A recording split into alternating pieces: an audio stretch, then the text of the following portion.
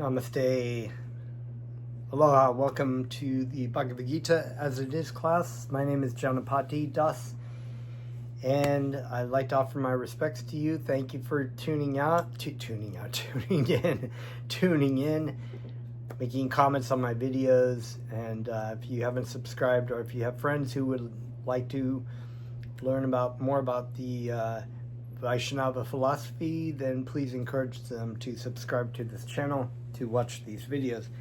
And I'd like to offer my respectful obeisances unto my spiritual master Jagat Guru Siddha Swarupananda Paramhamsa Srila Prabhupada, and to my spiritual grandfather A.C. Bhaktivedanta Swami Prabhupada.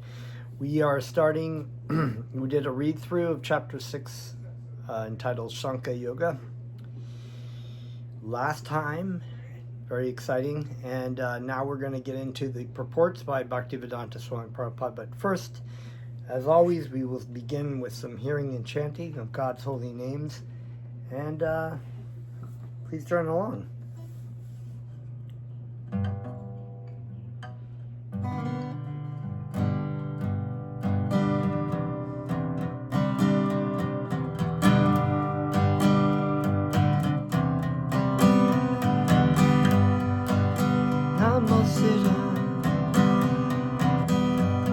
Swarupananda Paramhamsa Namine Gorakaruna Swarupaya Radha Krishna Krishnaya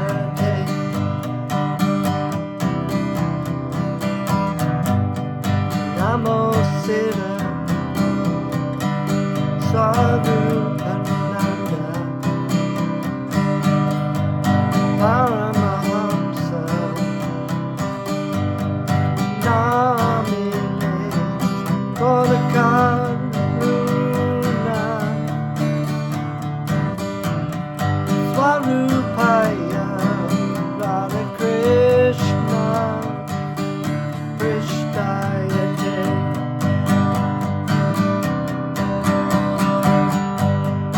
Bhaja Shri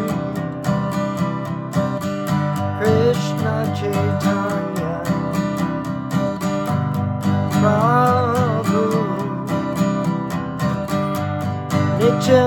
Nityananda Shri Advaita Gadadhara Shri Vasudeva Gaura Bhakta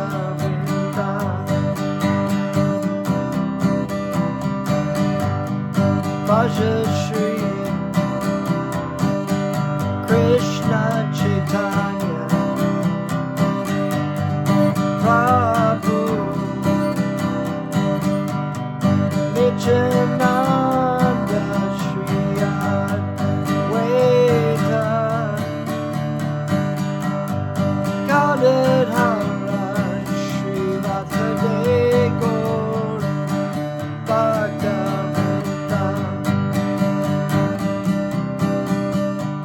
Haribol Nitai Gaur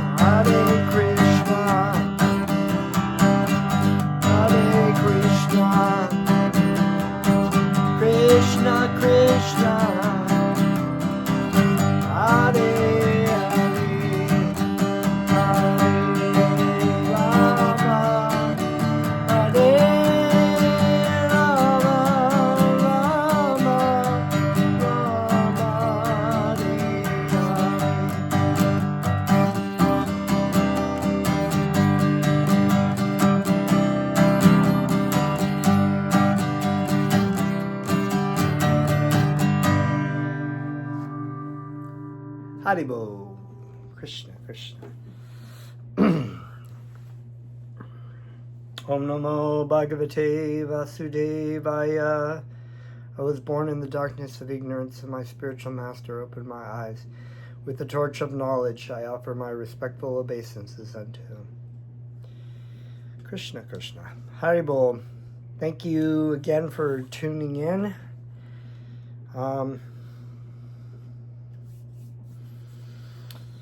Reading from the Bhagavad Gita as it is, chapter 6.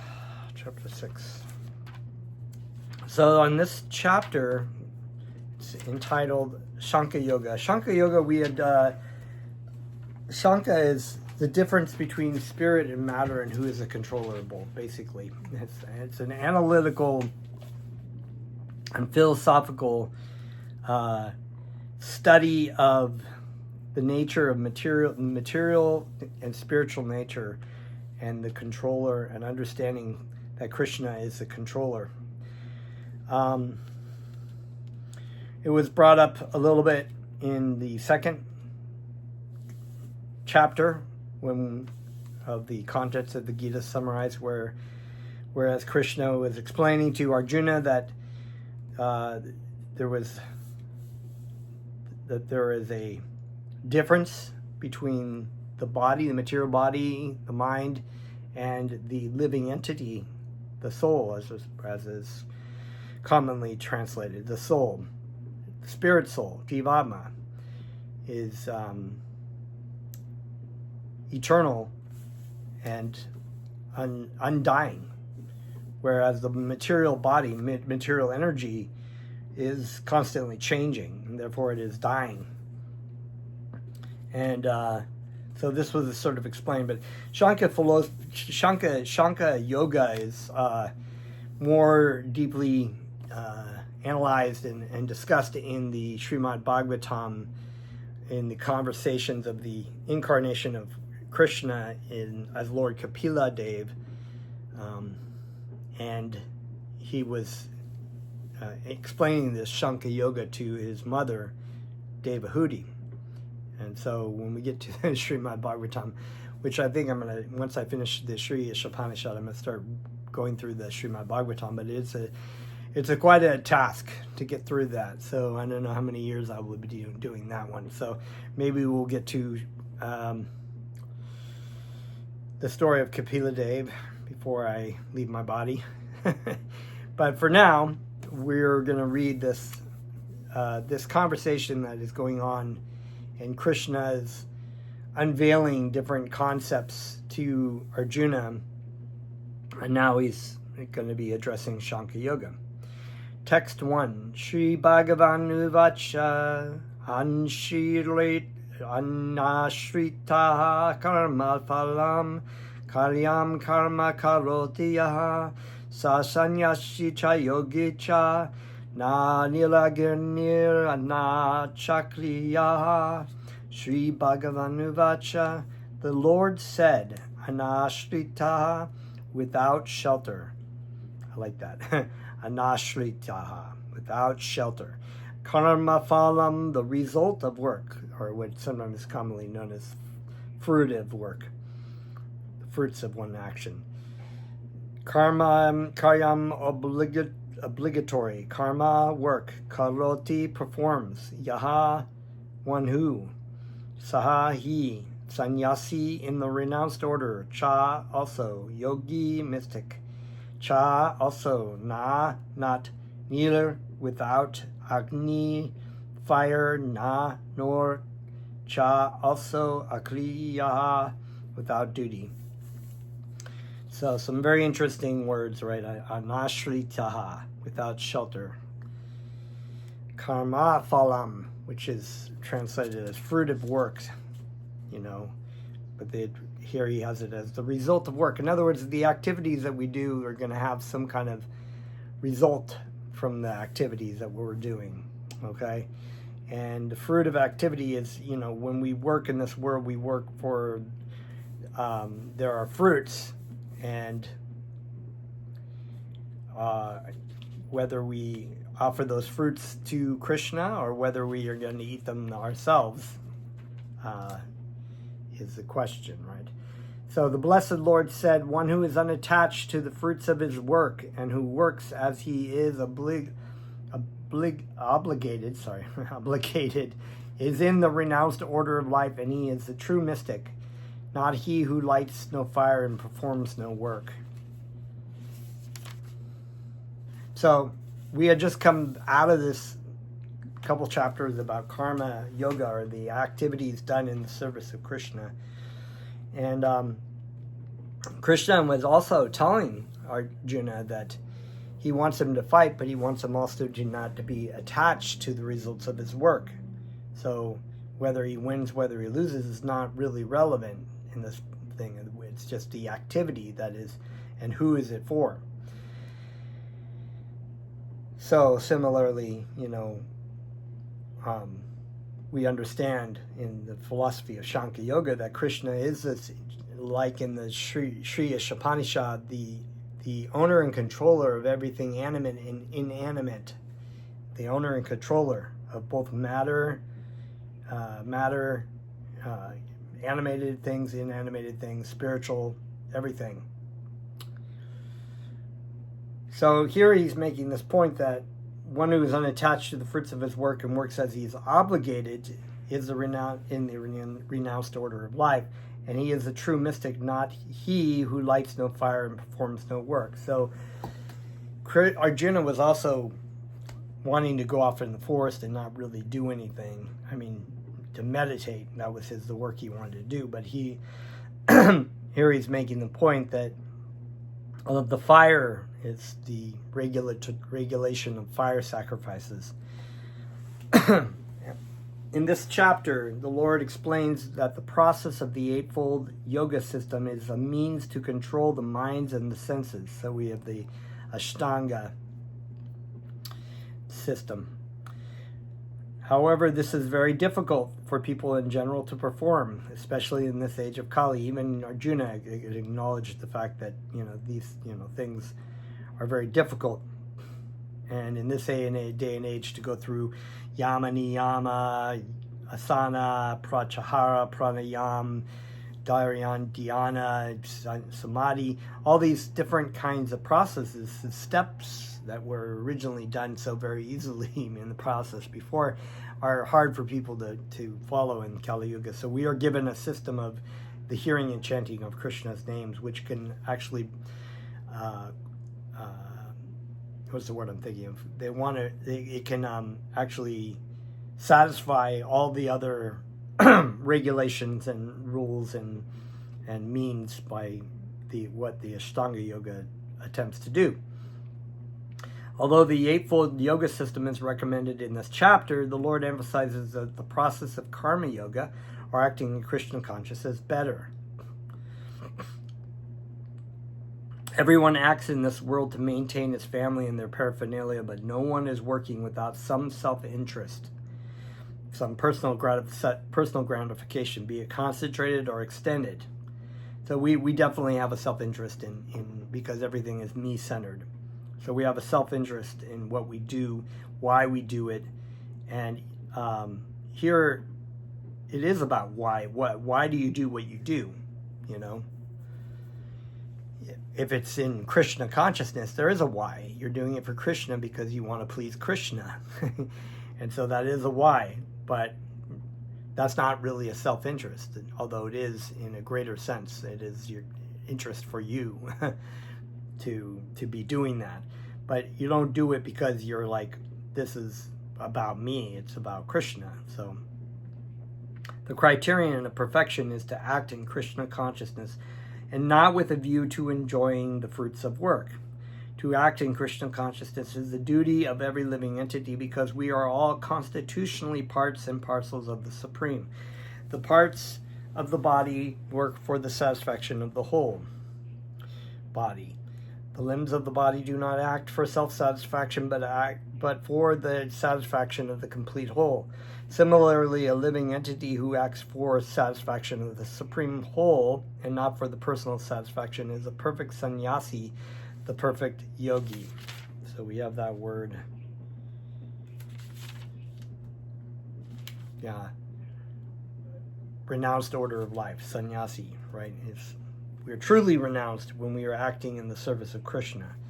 We're giving, and we may be actively, we may be apparently not giving up things to what we are doing or acting, but we are actually acting in a truly renounced way, which is not having attachment for the fruit of results. The sannyasis sometimes artificially think that they have become liberated from all material duties, and therefore they cease to perform agnihotra yajanas, fire sacrifices. But actually they are self-interested because their goal is becoming one with the impersonal Brahman.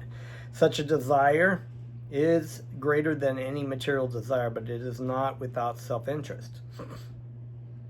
Yeah, to merge into the Brahman effulgence is definitely a self-interest. Similarly, the mystic yogi who practices the yoga system with half-open eyes, ceasing all material activities, desires some satisfaction for his personal self. Yet a person acting in Krishna consciousness works for the satisfaction of the whole without self-interest. A Krishna conscious person has no desire for self-satisfaction. His criterion of success is the satisfaction of Krishna, and that is really what we are satisfying, not our senses, but the senses of Krishna.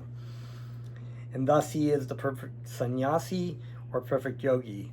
Lord Chaitanya, the highest perfectional symbol of renunciation, prays in this way: Nadanam, na janam, na sundarim, kavitam va jagadish kamaye, mama janmane janmana ishvare, bhavadad bhaktir ahaitukki tavai. O Almighty Lord, I have no desire to accumulate wealth, nor to enjoy beautiful women, nor do I want any number of followers. What I want only is the causeless mercy of your devotional service in my life, birth after birth. Text 2. Yam sanyasham iti prahur yogam tam vidi pandava nahiyanashat Hiyashanyashta sankalpa yogi bhavati kashchana. Yam, what? Sanyasham, renunciation. Iti, thus. Prahur, they say. Yogam, linking with the Supreme. Tam, that. Ridi, you must know. Pandava, O son of Pandu. Na, never. He, certainly. Asanyashta, without giving up. Sankalpaha, self-satisfaction. Yogi, a mystic transcendentalist. Bhavati becomes. Kashchana, anyone.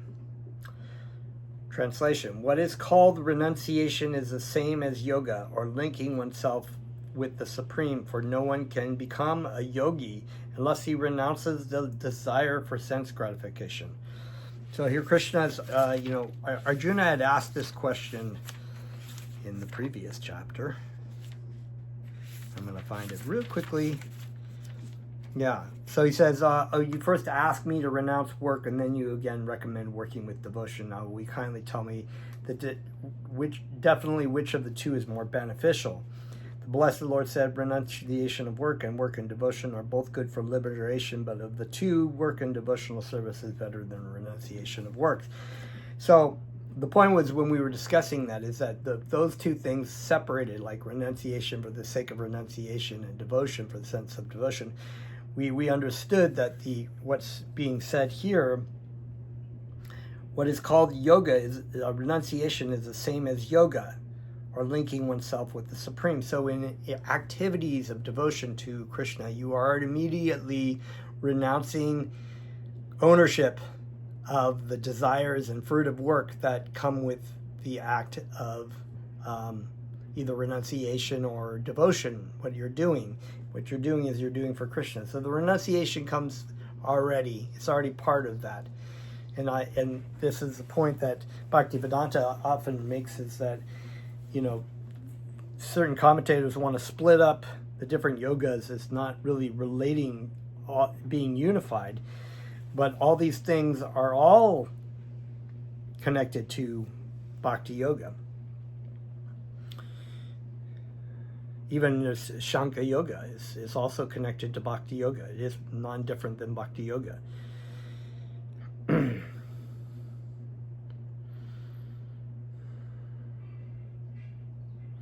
What is called renunciation is the same as yoga, linking oneself with the Supreme. For no one can become a yogi unless he renounces the desire for sense gratification.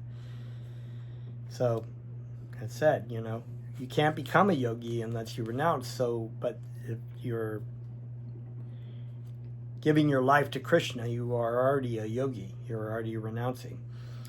Real sannyasa yoga or bhakti means that one should know his constitutional position as the living entity and act accordingly. So that's really a significant sentence. I'm going to read it again. Real sannyasa yoga, renunciation yoga, right? Or bhakti means that one should know his constitutional position as the living entity and act accordingly. So in the beginning, Krishna is telling Arjuna his identity. Once you know your identity, you have to act properly with that understanding. So you understand, you go through it. You understand that I am the servant of Krishna. I am not the supreme. A lot of times people will realize, okay, I'm not my body, I'm spirit, aham brahmasmi. But they come to the faulty conclusion that they are the supreme spirit, and they merge, And then the third part of function, there is no function for a merged living entity. They are God, so that is their function. But Bhakti yogi understands that as a servant of Krishna, my eternal function, my Sanatana Dharma, my eternal function is to love and serve Krishna. And so that's what's being said here, acting accordingly. We render loving service to our spiritual master and to Krishna. The living entity has no separate, independent identity. So that means that, yes, we are independent. We are minuscule, fragmental part of Krishna. We are not so we are not merged into Krishna, but the separate identity is we are one in will. And this is something that's very interesting, because when Lord Jesus Christ, and a lot of Christians get this mixed up, is that they said, I and my Father are one. They didn't realize that the Greek implied one in will. And so they mistakenly mistranslated it as I and my Father are one. And so Jesus is therefore God. He's merged into God. He is God. And this is a similar idea. Jesus Christ is an individual Shaktavesha avatar. He's an empowered living entity, but he is not the supreme personality of Godhead. And he was never saying that. He was saying that just like when you love somebody, you want to be one in will with that person. You think the same way. And as a servant of Krishna, we do not expect Krishna to bow to our will. That's the marginal living entity under the influence of Maya Devi thinks, it is my will be done. And we've got all these living entities, 6.5 billion or 7 billion, how many living entities on the planet being my will be done. And they've tried to fight people over, having people serve them. And, so this is why we are faced in this material world with so much chaos. And he is the marginal energy of the Supreme. When he is entrapped by material energy, he is conditioned. And when he is in Krishna consciousness, aware of the spiritual energy, then he is in his real and natural state of life. That's the natural state of life. Therefore, when one is in complete knowledge, one ceases all material sense gratification or renounces all kind of sense gratificatory activities. This is, in other words, we come to this point of nirvana, right?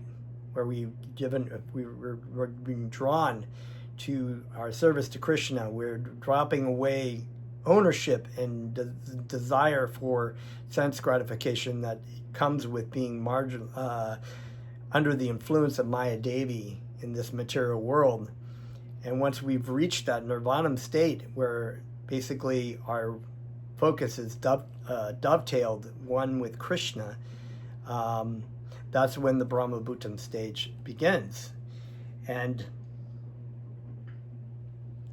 that's our natural state of life. We're back at where we were, and the service continues. That's, we are eternally serving Krishna. Therefore, when one is in complete knowledge, one ceases all material sense gratification or renounces all kinds of sense gratificatory activities. So Krishna here was telling Arjuna that basically this. But a person in Krishna consciousness has no opportunity to engage his senses in anything which is not for the purpose of Krishna. Therefore, a Krishna conscious person is simultaneously a sannyasi and a yogi. So he's completely renounced, he's completely focused, he's yogi, he's connected. That word yoga to be connected in the service of Krishna. We don't have time to be like, okay, I'm going to give 98% of our 28% of my service to Krishna, and whatever that is, 72% to my own life and my happiness. Krishna is sort of the side thing, And then the living entities across the universe are at these different degrees, and then that's why Krishna says. As people surrender to me, I reward them accordingly. So, some people may not want to be completely surrendered to Krishna. That's why they're in the material world. But they have some understanding that they think, okay, I am attracted to that. And, this is what the process of sadhana bhakti. Why sadhana bhakti is so important, because the more we engage in that, the more attached to Krishna we become, the less attached we become to Maya Devi and to the material world and to sense gratification, and we can come back to Krishna that way. The purpose of knowledge and of restraining the senses as prescribed in the Jnana and Yoga processes is automatically served in Krishna consciousness. If one is unable to give up the activities of his selfish nature, then Jnana and Yoga are of no avail. So it's one thing to mentally understand conceptions, about concepts, I should say, concepts. You could be very knowledgeable about and talking about all kinds of things, but at the same time being engaged in the material world and just speaking out the side of your mouth one way, and then actually being a hedonist in the other way. So this point of like Jnana, or even of different yogic processes, if you're very good in them but you're not able to give up the activities of your selfish nature about me, how am I going to be happy, what's my satisfaction, what kind of satisfaction can I get out of this, then it's like what it says, the Jnana and Yoga are of no avail. The real aim is to get the living entity to give up all selfish satisfaction and to be prepared to satisfy the Supreme.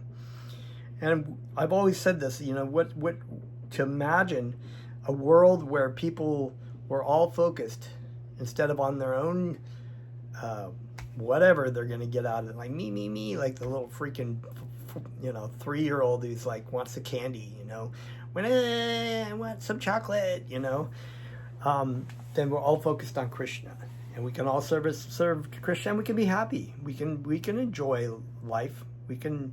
It's not like we're off in the forest starving somewhere or whatever. We enjoy these events, retreats and kirtans. We go and we have great music, we have great friendship, we have great food that we've offered all to Krishna. Please accept this, Krishna. And then that love that we give to Krishna gives to us 100 times over, love back. And so it's a big love fest. And what a better thing to give to people, instead of the selfish nature of like the world we live in, where everything is about me, and what am I going to get out of it, or what, it's just, like I said, it's very strange to me that people can make the connection of why people are so selfish, but that's why we have the Bhagavad Gita. The real aim is for a living entity to give up all selfish satisfaction and be prepared to satisfy the Supreme. A Krishna conscious person has no desire for any kind of self-enjoyment. He is always engaged for the enjoyment of the Supreme. One who has no information of the Supreme must therefore be engaged in self-satisfaction, because no one can stand on the platform of inactivity. All these purposes are perfectly served by the practice of Krishna consciousness. So,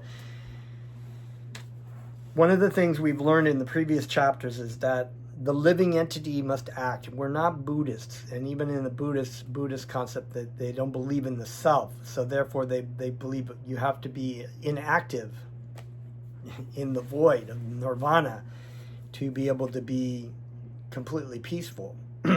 But while that philosophy is technically true, we do have to be in a nirvana state, and knowing the definition of what nirvana is, but we have to be we are still in an active stage of Brahma Bhuta, serving to Krishna. We must take to the practice of Krishna consciousness, because we cannot be inactive. We are active living entities. So therefore, if we're not serving Krishna, we will be serving Maya. And that Maya comes in the form, and Maya says, oh yeah, Maya says all kinds of things, This is about you. It's your happiness. You should be happy. Text 3. Aruru shor munir yogam karma karanam uchyate yoga rudashya tashyeva shamat karanam uchyate aruruksho of one who has just begun yoga. Mune of the sage. Yoga of the eightfold yoga system. Karma, work. Karanam, the cause. Uchate is said to be. Yoga, eightfold yoga. Arudyasha, one who has attained. Tasya, his. Eva, certainly. Shamaha, cessation of all material activities. Karanam, the cause. Uchate is said to be. Translation. For one who is a neophyte in the Eightfold Yoga system, work is said to be the means. And for one who has already attained to yoga, cessation of all material activities is said to be the means. So, this is they're explaining Ashtanga Yoga. In the previous ages, it was there were steps that we were taking. Some of them we see still people doing in Hatha Yoga or whatever. They have asana, which is the asana means seat. So we have like certain postures that we're taught that would help regulate the breathing, relax the body, relax the mind. We're good for other things, regulating the prana in the body. And these steps were taken, in steps, because, whether we have the yama and niyama, and we have like certain kinds of philosophical concepts, morals per se, like do's and don'ts, do this, be peaceful, and to be not attached to what people say to you, and not prone to anger. And I would probably have to do a class on it. I have a whole list of the Ashtanga Yoga. It's a very fascinating thing, but the process of hearing and chanting of Krishna's names encompasses the Ashtanga Yoga system. So you don't have to really do all those kinds of things step by step for so many years to try to get to a samadhi state, that can be easily achieved by the practice of hearing the chanting of Krishna's names.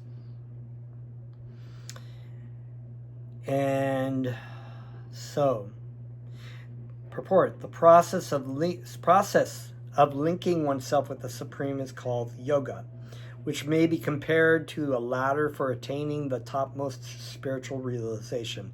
This ladder begins from the lowest material condition of the living entity and rises up to the perfect self-realization and pure spiritual life. And so Ashtanga Yoga started with yama niyama, these sort of morals, going to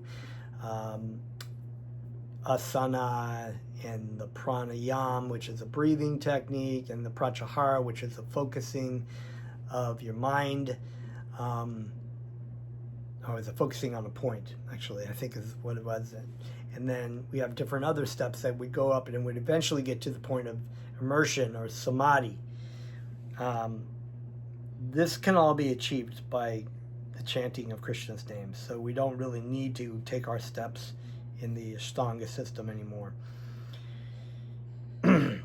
According to various elevations, different parts of the ladder are known by different names, but all in all, the complete ladder is called yoga and may be divided into 3 parts, namely Jnana Yoga, Dhyana Yoga, and Bhakti Yoga. The beginning of the ladder is called the Yoga Ruruksha stage. That's interesting. That is Eightfold Yoga. When is it attained? Interesting. Okay. And the highest rung is called Yoga Rudra. According to the Eightfold Yoga system, attempts in the beginning to enter into meditation through regulative principles of life and practice of different sitting postures, which are more or less bodily exercises. So we have asanas in Hatha Yoga and all kinds of different yogas that people teach now. Hot Yoga, Bikram Yoga, Goat Yoga, Beer Yoga, all these different kinds of people come up with different names of different, make up their own postures, and some yoga for sex, or it's like yoga for a great body, power yoga, all these things. So they take the yoga system and pulling it out of its spiritual placement, which what it is about, and making its own thing. Sometimes a very grossly materialistic. People have yoga and they want to be flexible so they can have better sex, which is completely contrary to what the yoga system was about originally. So concerning the Eightfold Yoga system, attempts in the beginning to enter into meditation through regulative principles of life and practice of different sitting postures, which are more or less bodily exercises, are considered fruitive material activities. So that's a very interesting point. So they are considered a fruitive material activity because you're benefiting. It's not per se as spiritual in itself. Especially when you separate it out of the whole ladder, it was a process of like more of a premeditative, like Qigong or Tai Chi. A lot of people will think, oh, this is my spiritual practice. It's not actually spiritual. It's just regulating your body, helping your mind. These are all material activities. As such, activities lead to achieving perfect mental equilibrium to control the senses. So as you would do these steps, your body would become calm, your mind would become calm, your breathing would be regulated, you'd be able to focus, and your body would feel better, so you could sit for long periods of time to work on the next step of focusing on things, and then withdrawing your mind from your senses and all the steps that are in this Ashtanga Yoga system, going on to the higher upper spiritual levels. When one is accomplished in the practice of meditation, he ceases all disturbing mental activities. A Krishna conscious person is, however, situated from the beginning on the platform of meditation because he always thinks of Krishna. And being constantly engaged in the service of Krishna, he's considered to have ceased all material activities. So Krishna. We focus on Krishna, it's just about Krishna. That's why it's called Krishna consciousness. We don't have to worry about other external kind of activities. So it doesn't matter if you do yoga asanas or not, whether you do yoga asanas or, that's just, if you have something that you want to help regulate your body. It could be jogging, it could be doing gymnastics, it could be lying out on the lawn in the sun and just taking in the sun, it could be Hatha Yoga, it could be Qigong, it could be anything. Soccer, it's just like, really, my spiritual master has made that point before. You don't have to be doing yoga asanas to achieve spiritual perfection or whatever. A Krishna conscious person is, so I said that. And being constantly engaged in the service of Krishna, he is considered to have ceased all material activities. Text 4. Yadahi nendriyateshu na karma shanu sajate sarva sankalpa sanyashi yogarudras tadochyate. Yada, when he certainly, na, not, indra arteshu, in sense gratification, na, never, karmashu, in fruitive activities, anushachate, does necessarily engage, sarva sankalpa, all material desires, sannyasi, renouncer, yoga arudraha, elevated in yoga, tada, at that time, uchyate, is said to be. Translation: a person is said to have attained to yoga when, having renounced all material desires, he neither acts for sense gratification nor engages in fruitive activities. Okay, so pretty much straightforward to what we were reading before. Purport: when a person is fully engaged in the transcendental loving service of the Lord, he is pleased in himself, right? Happiness within, peace in within. I think that we read a verse before, and I'm going to find that see if I can find it really quickly. One whose happiness is within, who is active within, who rejoices within, and is illumined within, is actually the perfect mystic. He is liberated in the Supreme, and ultimately he attains the Supreme. So that was chapter 5, text 24. So he's pleased within himself, and thus he is no longer engaged in sense gratification or fruitive activities. He doesn't have to find happiness anywhere else. Otherwise, one must be engaged in sense gratification, since one cannot live without engagement.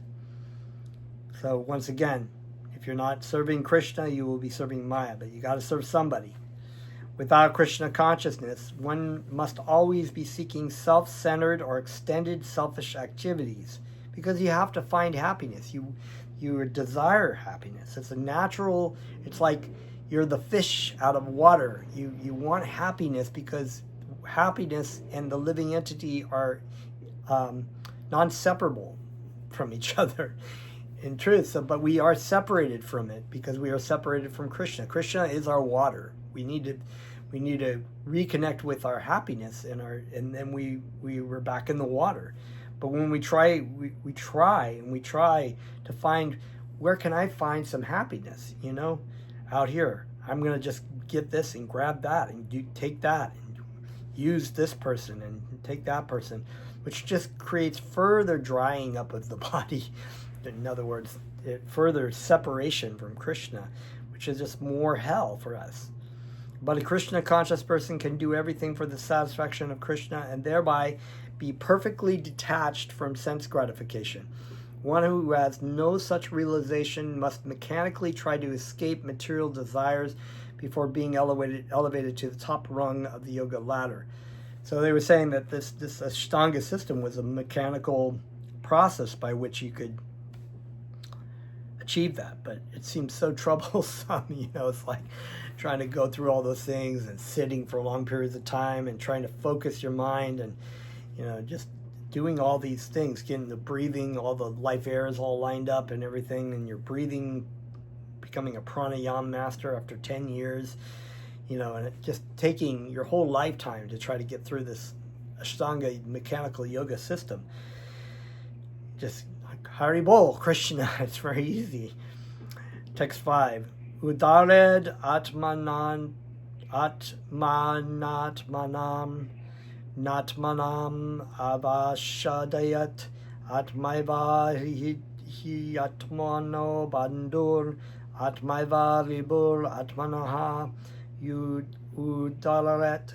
One must deliver atmana by the mind, atmanam the conditioned soul, na never, atmanam the conditioned soul, avashadayat put into degradation, atma mind, eva certainly, he indeed, atmana of the conditioned soul, bandhu friend, atma mind, eva certainly,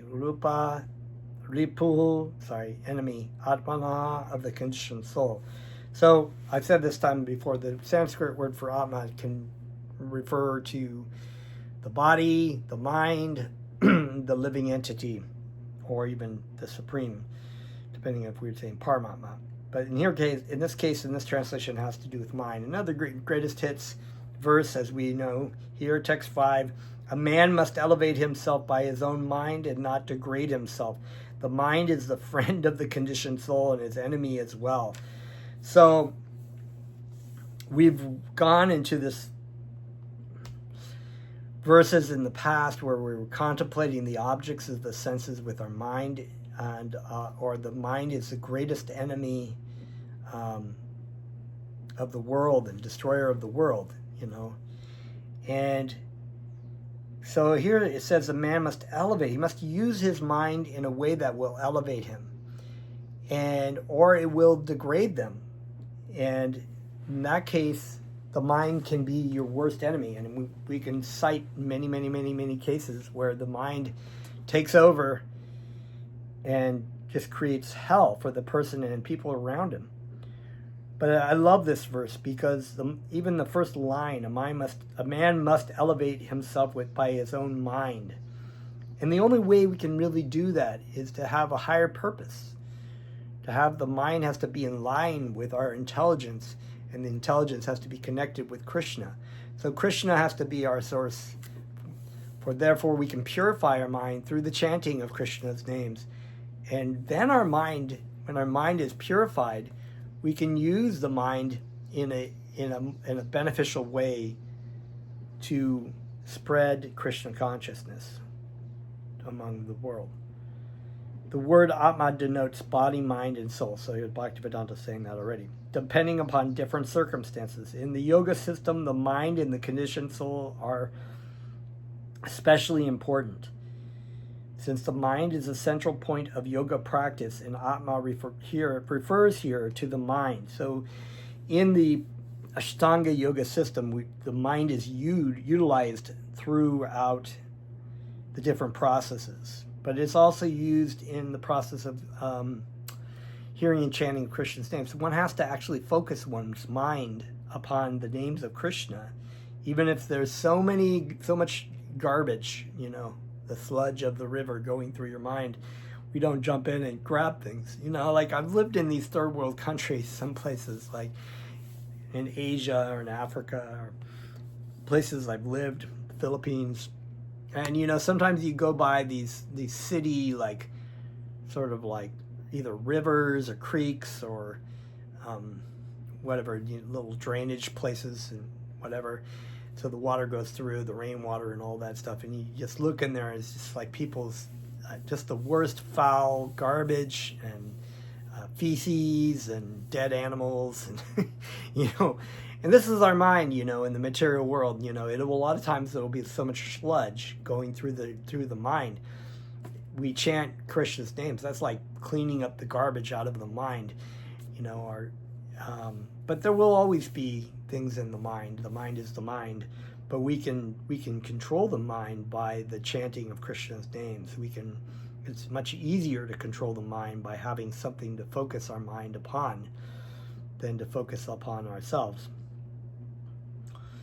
In the yoga system, the mind and the conditioned souls are especially important. Since the mind is the central point of yoga practice, Atma refers here to the mind.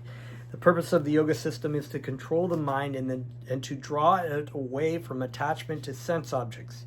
It is stressed herein that the mind must be so trained that it can deliver the conditioned soul from the mire of nescience. Mire of nescience. I think that'd be a great band name.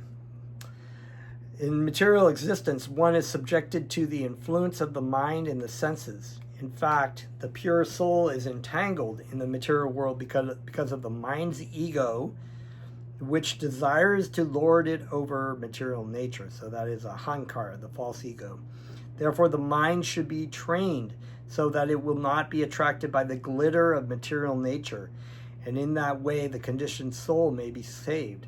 One should not degrade oneself by attraction to sense objects. And we do degrade ourselves by the things that go on in our mind. And sometimes that's society is, I guess, kind of right in the sense that some people really degrade themselves with the activities of their mind, and then they are an outcast of the society because of what they've done. One should not degrade oneself by attraction to sense objects. The more one is attracted by sense objects, the more one becomes entangled in material existence. The best way to disentangle oneself is to always engage the mind in Krishna consciousness. Harinama, Harinama, Harinama, eva kevalam kalo nisteva nisteva nisteva gatiranyata. Chant the holy names, chant the holy names, chant the holy names. In this age of Kali, chaos and quarrel and confusion, there is no other way. There is no other way. There is no other way than the hearing and chanting of Krishna's names. The word he is used for emphasizing this point, i.e. that one must do this. It is also said, Maneva manushanam karanam banda mukshayo. Bandaya vishaya shango muktai tai nirvishayam manaha. For man, mind is the cause of bondage, and mind is the cause of liberation. Mind absorbed in sense objects is the cause of bondage, and mind detached from sense objects is the cause of liberation. Therefore, the mind which is always engaged in Krishna consciousness is the cause of supreme liberation.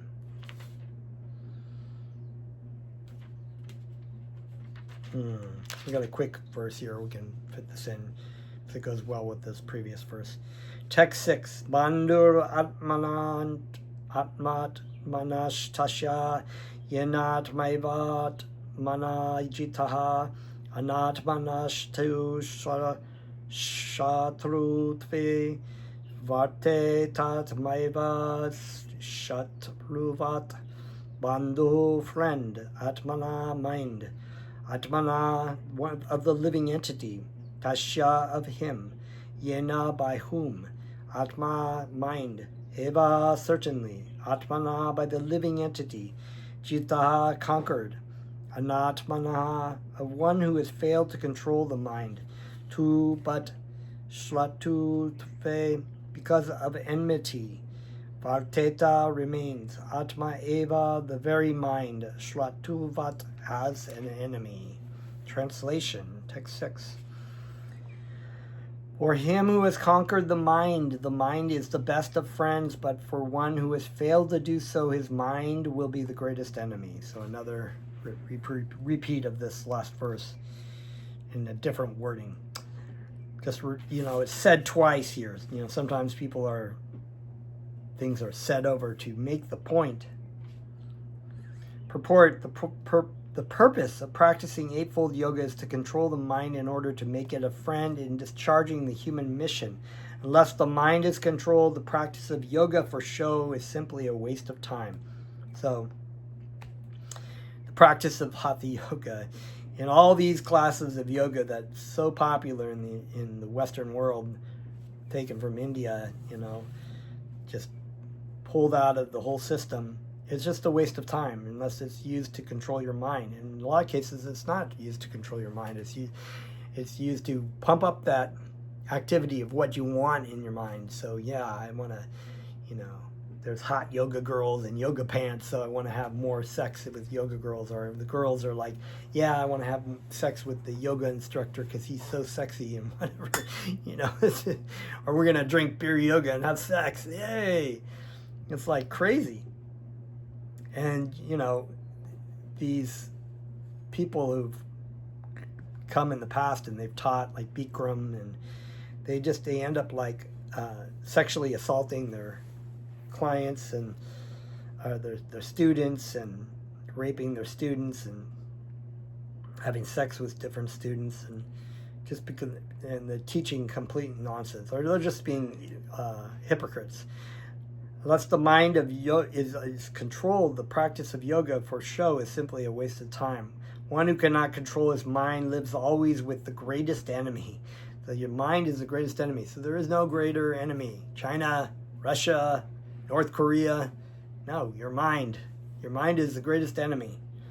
Can be the greatest enemy. Greater than any dictator. One who cannot control his mind lives always with the greatest enemy, and thus his life and its mission are spoiled. So you blow the opportunity to leave the material world in this human form of life as a yogi, as a true yogi, by engaging in the dictates of your mind. The constitutional position of the living entity is to carry out the order of the superior. As long as one's mind remains an unconquered enemy, one has to serve the dictations of lust, anger, avarice, illusion, etc. But when the mind is conquered, one voluntarily agrees to abide by the dictation of the personality of Godhead, who is situated within the heart of everyone as Paramama.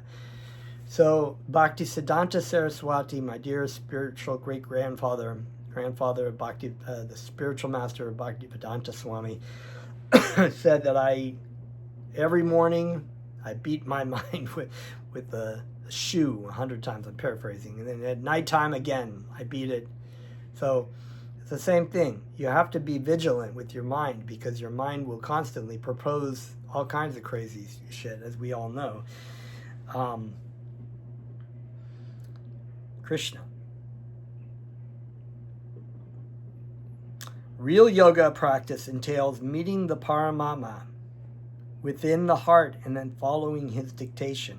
For one who takes to Krishna consciousness directly, perfect surrender to the dictation of the Lord follows automatically. And we can receive this, the message from Paramama, the Lord in the heart, externally from the guru or the spiritual master who is dictating what the Lord in the heart.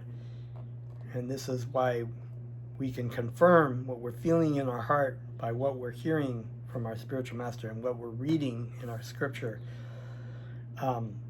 If they all correspond, then we know that it's Krishna that is telling us accordingly. So we will continue on to text 7 next time. Thank you very much. Namaste.